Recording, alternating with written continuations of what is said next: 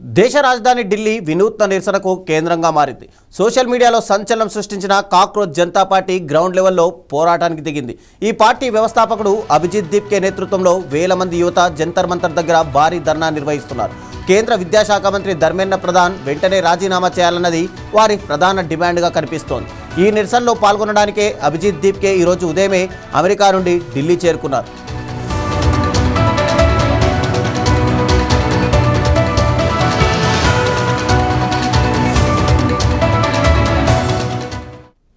కొద్ది వారాల క్రితం సుప్రీంకోర్టు ప్రధాన న్యాయమూర్తి నిరుద్యోగ యువతను ఉద్దేశించి బొద్దింకలు అన్నారని వచ్చిన ఆరోపణలపై నిరసనగా ఈ ఉద్యమం మొదలైంది.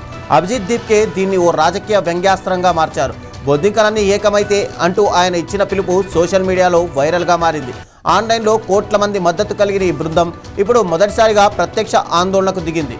నీట్, CUET లాంటి జాతీయ పరీక్షలలో అవకతవకలు జరిగాయి. దీనికి నైతిక బాధ్యత వహిస్తూ విద్యాశాఖ మంత్రి పదవికి రాజీనామా చేయాలని వారు డిమాండ్ చేస్తున్నారు. ఇవాళ ఉదయం 10 నుంచి సాయంత్రం 5 దాకా శాంతియుతంగా నిరసన తెలిపేందుకు ఢిల్లీ పోలీసులు అనుమతిచ్చారు.